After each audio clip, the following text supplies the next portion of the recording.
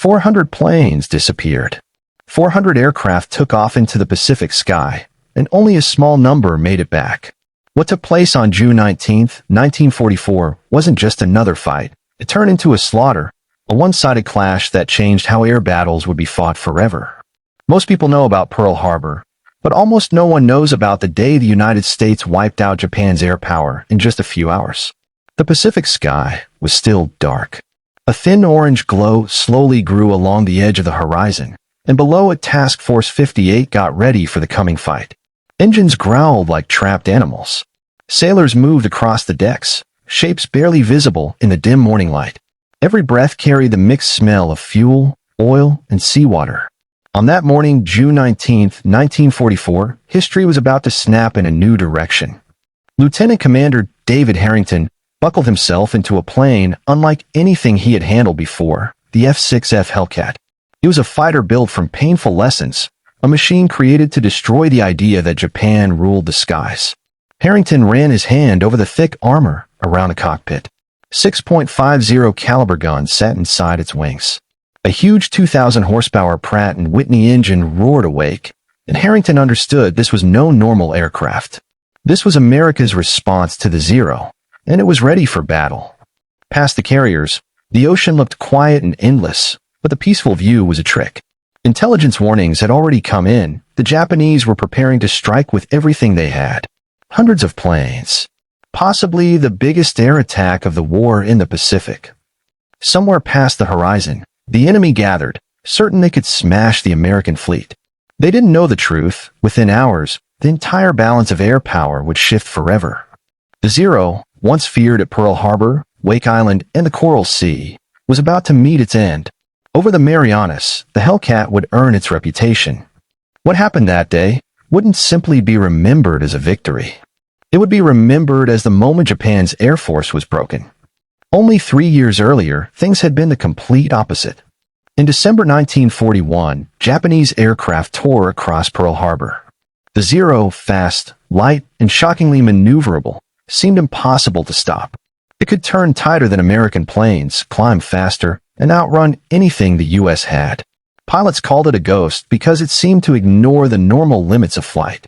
At Wake Island in the Philippines and over the Coral Sea, the Zero built its deadly reputation. For young flyers like Harrington, those early days were harsh. He remembered his first tour flying the old, slow Wildcat. It could fight, but barely. Facing the Zero felt like inviting death. You couldn't climb with it. You couldn't outturn it. The only way to live was to dive, shoot, and hope you got away. American losses kept rising. It wasn't just the planes being destroyed. Inexperienced pilots were being thrown into battle with just weeks of training, and the Zero chewed through them. The message was clear. If America wanted to stay alive in the Pacific, courage wasn't enough. They needed a new tool. By mid-1942, Grumman engineers began drawing up something different. They listened closely to pilots who had fought the Zero and barely survived. Every strong point and every flaw of the Japanese fighter was listed. Their approach became simple. Don't try to match the Zero's turning ability. Don't try to copy its light frame. The new plane wouldn't be graceful. It would be a bruiser. This led to the birth of the Hellcat, a fighter built like a tank with wings. It had an armored cockpit, fuel tanks that sealed themselves after being hit, and 6 heavy guns. It wasn't fragile. It wasn't fancy. It was made to live through hits and keep flying. By late 1943, Hellcats reached the carriers. Pilots like Harrington knew right away this machine was something else. The Wildcat had always felt like a stopgap. The Hellcat felt like fate. It climbed with strength, dove like a bird of prey, and could take damage that would destroy a Zero instantly. Even better, it was straightforward to fly. A new pilot fresh out of school could handle it without trouble. But the plane alone wasn't what shifted the war. Behind every Hellcat stood something far more powerful, America's massive industrial output. Japan struggled to build a few dozen planes each month. Meanwhile, U.S. factories turned out thousands. Japanese training hours dropped to almost nothing. American pilot trainees graduated with over 300 hours in the air. The numbers told the truth. By 1944, the hunter and the hunted had switched roles. The stage for the confrontation was set in the Marianas, small islands scattered in the Pacific but essential for controlling the path to Japan. Whoever held them could launch strikes deep into Japanese territory. Admirals Raymond Spruance and Mark Mitcher brought together Task Force 58, 15 carriers, hundreds of ships, and nearly 1,000 aircraft, mostly Hellcats. On the Japanese side, Admiral Jisaburo Ozawa prepared his own blow. 9 carriers and nearly every trained pilot Japan had left. Veterans stood alongside young men barely trained, some with less than 50 hours of flight time. The contrast was painful. One side had numbers, training, and machines built for domination.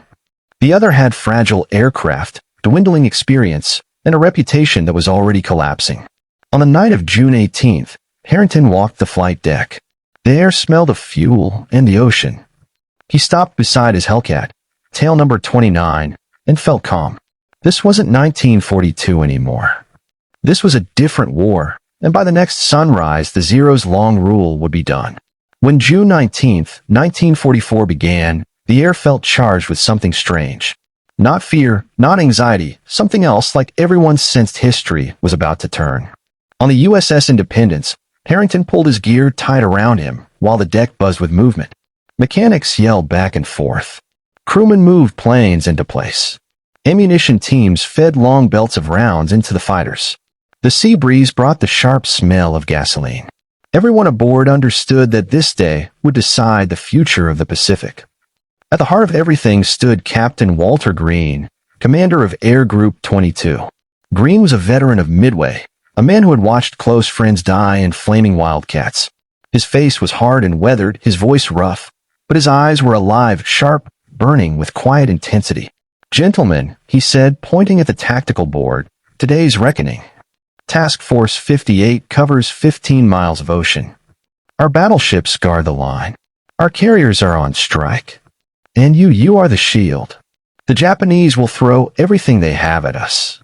You hit them back hard."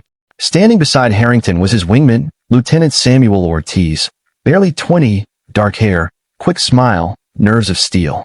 He had only flown in combat twice, but he carried himself like someone twice his age. "Think they'll come at us all together?" Ortiz asked. Harrington gave a half smile. "If they're smart." But smart doesn't win wars anymore. Numbers do. And Task Force 58 had numbers, terrifying ones. 15 fast carriers, 7 battleships, 8 heavy cruisers, dozens of destroyers, and nearly 900 aircraft above them, most of them Hellcats. Inside the Combat Information Center, radar screens glowed in the dim light. Reports poured in, first dozens of contacts, then scores, then hundreds. A wall of enemy planes was rising from west. Aboard his flagship, the USS Lexington, Admiral Mark Mitcher stood tall on the bridge, calm-faced, eyes unreadable. His orders were short and exact. Launch combat air patrol. Vector fighters to intercept. Hold the line. Far away, across the Philippine Sea, Admiral Jisaburo Ozawa gathered his own strike force, 9 carriers and around 400 aircraft. But his pilots were no longer the sharp killers of 1941. Many were boys with fewer than 50 hours of flight time. Some flew planes so fragile their skin could catch fire from a burst of tracer rounds. Still, they came, driven by duty, by desperation, and by the fading belief that the Zero still ruled the skies. Back on Independence, Harrington climbed onto the wing of his Hellcat. Tail number 29 glimmered under the early sun. He ran a hand across the metal skin. This fighter had already saved his life twice. Unlike the Zero, it could take damage and keep flying. It was built to survive, not just to kill. The deck shook under his boots as engines fired up. The first squadron roared down the catapults, claws of steel hurling them into the Pacific air. More followed, one after another, until the sky above the fleet filled with black dots climbing toward the light. Harrington slid into his cockpit and locked the canopy. The outside world vanished into a dull hum. Inside, only the instruments glowed and the engine's growl filled his ears. Then his squadron commander, Commander Frank Dalton, came over the radio. Dalton was a Guadalcanal veteran, scarred but steady, a man who had faced death and beaten it more than once. His voice was calm and sure. "Listen up. Intelligence confirms enemy strength. Over 400 aircraft. 4 waves, fighters, dive bombers, torpedo planes. They're coming heavy. Remember your training. Boom and zoom. Keep your altitude. Never turn with a zero. Hit hard, climb away, live to strike again. The radio crackled, then went silent. Every pilot felt it, that quiet second before the fight began, when even the wind seemed to stop moving. Ortiz's voice broke the stillness. Hey skipper, let's bag some meatballs today. His laugh was sharp, fearless. Harrington's voice was calm. Stay on my wing. We'll send them back to the sea. Beyond the horizon, the enemy was already airborne. Zeros, Vals, Kates, and the new Judy dive bombers. They climbed in great black clusters, their red insignia glinting like drops of blood in the rising sun. The stage was set. Two forces, one rising, one collapsing, about to crash into each other in the largest carrier air battle in history. For Harrington and Ortiz, for Green and Dalton, for every pilot sitting in a Hellcat that morning, this wasn't just another mission. It wasn't about survival anymore. It was about dominance. And in the next few hours, the world would find out who really owned the sky. At exactly 8:30, the order came, launch all fighters. Deck crews jumped into motion with the precision of endless practice. Hellcats were rolled into position, wings locked, fuel lines pulled off. The catapult officer raised his hand. Engines thundered. One by one, the blue giants surged forward, steel wheels lifting off into the Pacific morning. Lieutenant Commander David Harrington felt the catapult's violent shove, then the rush of freedom. The Hellcat shot into the dawn, its massive engine dragging it upward with unstoppable power. Below, the Independence shrank to a speck of gray metal. Above, only the open sky, endless and waiting. Ortiz slipped into place on his right wing.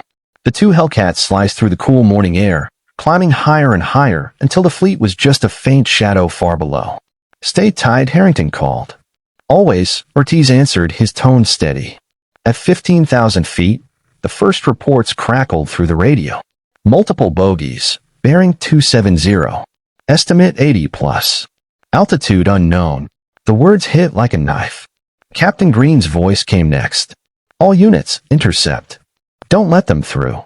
The horizon darkened. Shapes began to appear, at first distant, then countless. A spreading black cloud of aircraft racing toward Task Force 58. Contact, Commander Dalton announced.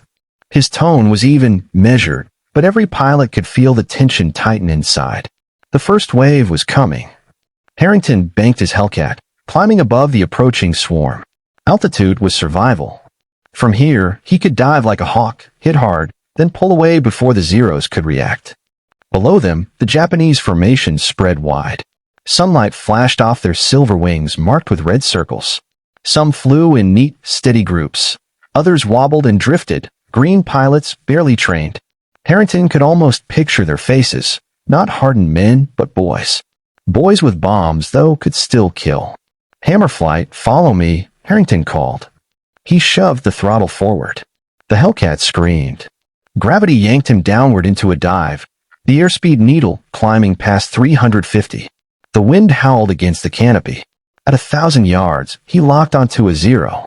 The enemy pilot never even saw him coming. Harrington squeezed the trigger and all 6.50 caliber guns opened up at once.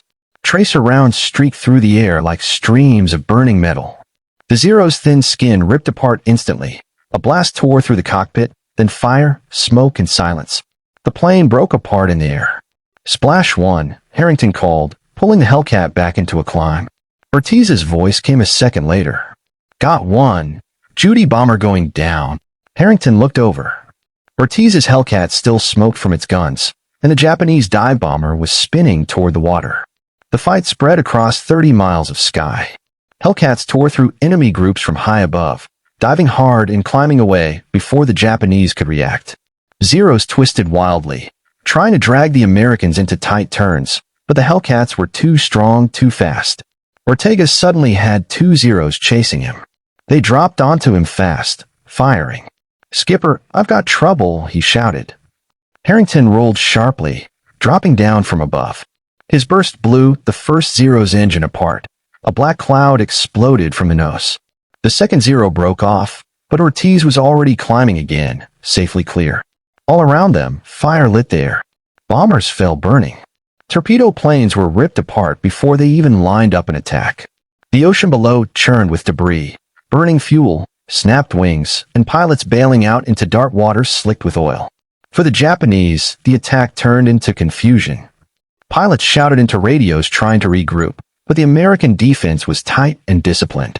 One group struck, another climbed to cover them, and fresh fighters replaced them with perfect timing. Harrington spotted a single Zero pulling up into a vertical climb, bold, skilled. This wasn't a rookie. The pilot twisted sharply, forcing a close fight.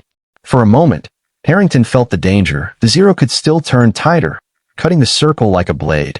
But he remembered Dalton's warning, don't turn, climb. He pulled up, letting the Hellcat's engine haul him higher. The Zero tried to follow, but stalled halfway.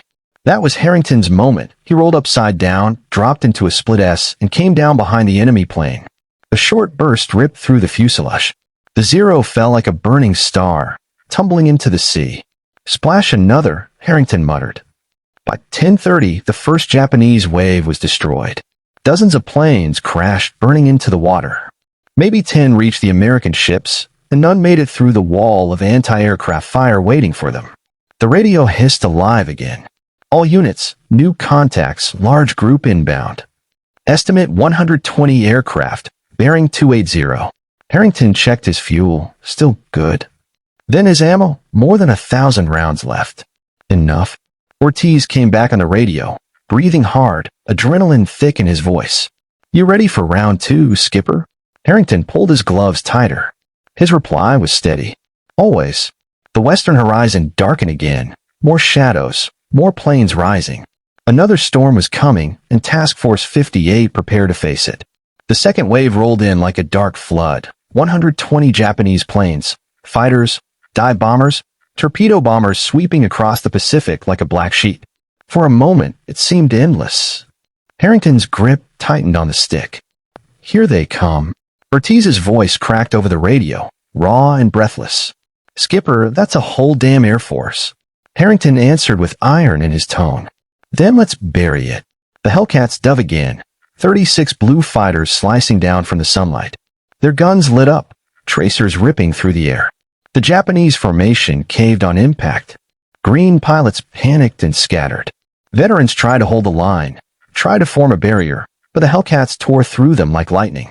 Harrington caught sight of a Val dive bomber, with bombs hanging under its belly. One burst from his gun set it ablaze. The bomb exploded in midair, throwing fire across the sky. Splash one Val, he called. Ortiz shouted through the static, Got another Judy, she's down. But danger was everywhere. Zeros dropped in from above, trying to trap the Hellcats in tight turns.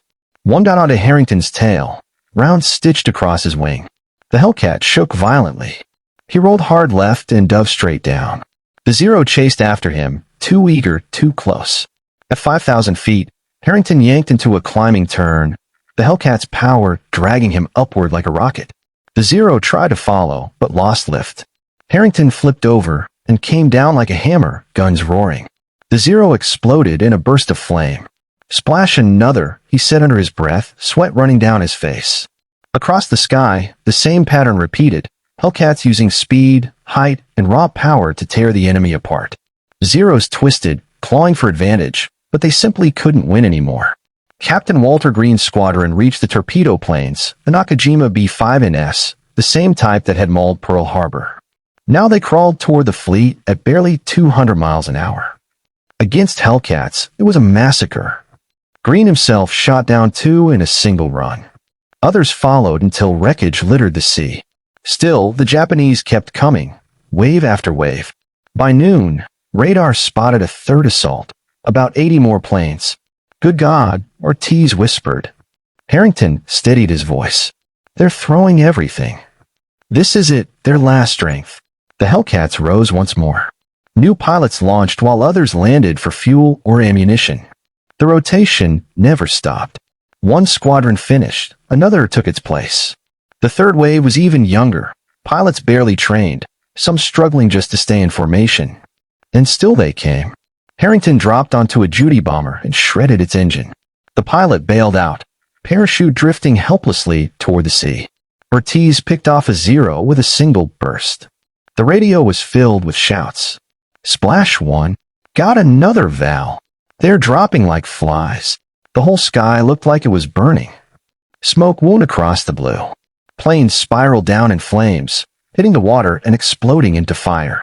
The Pacific had become a graveyard of wrecked aircraft.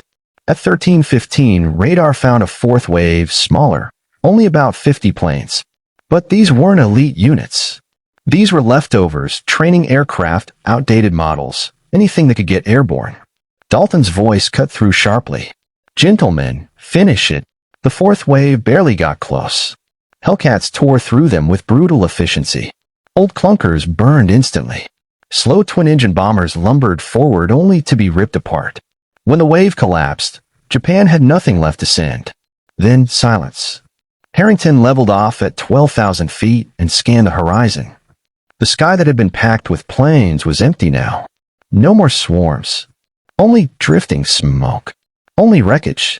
Ortiz finally spoke, quieter now. "Skipper, how many do you think we got?" Harrington let out a slow breath. "Too many to count." Below them, the ocean boiled with debris. Burning oil spread for miles. Life rafts floated between shattered wings and ruined fuselages, Japanese pilots clinging to whatever they could. But the outcome was already set. Their air power was gone. By mid-afternoon, the numbers were unbelievable. Nearly 400 Japanese aircraft destroyed. American losses, fewer than 30. It wasn't a victory, it was complete destruction. Harrington watched the smoke drifting into the sky and knew this was the turning point. The moment the Zero, once feared and unstoppable, finally died. Its legend burned away, and the Hellcat took the sky for itself. By late afternoon, the world above was quiet. No more dark swarms, no more burning trails. Only silence. Only smoke. Lieutenant Commander David Harrington turned his Hellcat toward Task Force 58. The fight had raged for hours, yet to Harrington it felt like he'd been holding his breath the entire time. A quick glance at his gauges told the story. Fuel running low, barely any ammunition left, and his hands trembling on the controls. "Independence, this is Harrington." Heading back to land, he radioed. The reply came steady and calm. "Copy, Harrington. You're cleared for recovery." He eased the Hellcat onto the carrier's deck. The hook caught. The fighter jerked to a stop, and the engine wound down. For a moment, Harrington didn't move. Sweat ran down his face, his heart still pounding. He was alive. Out on the deck, the air buzzed with energy. Pilots climbed out of their machines, some smiling in disbelief, others dazed, some too worn out to even speak. Their clothes still smelled of powder and smoke. Crewmen rushed between planes, patching bullet holes, checking fuel, rearming guns. The battle wasn't just won. It had survived. Ortiz stumbled over, helmet under his arm, still breathing hard. "Skipper," he said, shaking his head. "I lost track of how many went down today." Harrington looked out over the water. Patches of oil shimmered where aircraft had disappeared. "Me too," he said quietly. "But we both know what this means." Later that night, the mess deck felt almost unreal. Not sad, not heavy, almost festive. Men laughed, swapped stories, reenacted dogfights with their hands, describing dives, bursts of fire, and explosions. It was loud, almost cheerful, but underneath the noise, everyone felt the same truth. They all knew how close the battle had come, and how easily it could have gone the other way, if not for their training, their tactics, and the Hellcat, if not for the sheer industrial power that had carried them here. Captain Walter Green gathered the squadron that evening. His voice carried over the hum of the ship. "Gentlemen, today we didn't just beat Japanese carrier aviation," he said. "We erased it." He paused. "Nearly 400 enemy planes destroyed. We lost less than 30. Silence settled over the room. Numbers cut deeper than any speech. Harrington thought of 1942, Pearl Harbor, Coral Sea, the helpless feeling of flying the old Wildcat while the Zero danced around him like it was made of wind. 2 years ago, I was afraid. Today, dominance. That night he stood by the rail, staring out over the dark Pacific. Small fires still glowed on the horizon. Somewhere out there, Japanese pilots floated among the wreckage. Young men, most barely older than boys, who never had a real chance.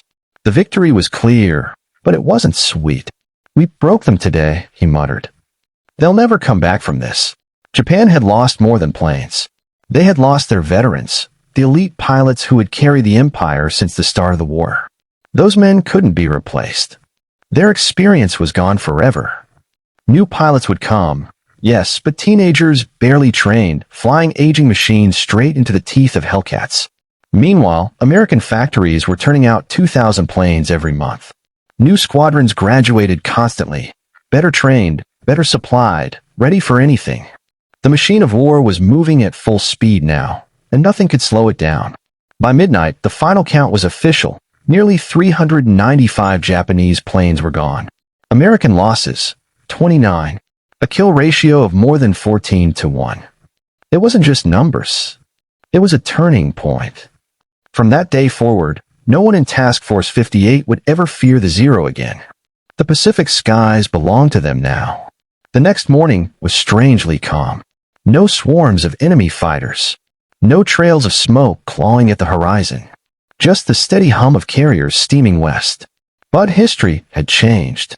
On June 19, 1944, Japanese naval air power died. Not quietly, not in retreat, but in fire and smoke. Nearly 400 aircraft lost in a single day. Veteran crews gone. Decades of skill wiped out. A force that once ruled the Pacific shattered beyond repair. For the men of Task Force 58, the meaning was simple. From now on, American carriers would go wherever they wanted, strike wherever they chose. The sky was theirs. The Hellcat hadn't just won a battle. It had ended an era. Fast, tough, heavily armed, easy for a rookie to fly, lethal in the hands of an expert. By the end of the war, it would tally more than 5,000 enemy aircraft. A kill ratio of 19-1, one of the best in aviation history. But the real legacy of the Hellcat wasn't just performance. It was proof. Proof that training, industry, and adaptation could defeat myth. Proof that the lessons learned at Pearl Harbor and Coral Sea had been paid in blood and answered. Proof that America had mastered the rhythm of modern war, while Japan tried to fight with a shrinking pool of veterans and a trickle of outdated machines. Harrington never forgot that day. Not the roar of the engine, the streak of tracers, or the sight of young enemy pilots falling into the sea.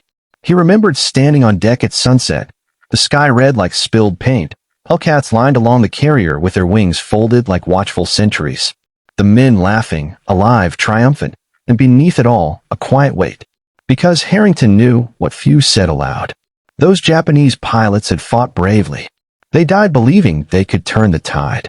Their leaders had simply thrown them into a hopeless fight. The Great Marianas Turkey Shoot wasn't just a victory. It was a warning. War had changed. It wasn't about lone aces or heroism anymore. It was about nations who could outbuild, outtrain, and outlast their enemies. And America had become that nation. Historians would later point to June 19th as the day the Pacific skies were decided, the day Japanese carrier air power ceased to exist, and the Hellcat entered legend. For Harrington, Ortiz, Green, Dalton, and thousands more, it was the day they proved more than courage. They proved dominance. From that moment until the war's end, American carriers struck wherever they wanted. Saipan, Guam, Tinian, Iwo Jima, Okinawa, all under the shadow of Hellcat wings. 3 months later, Tokyo shook under American bombs.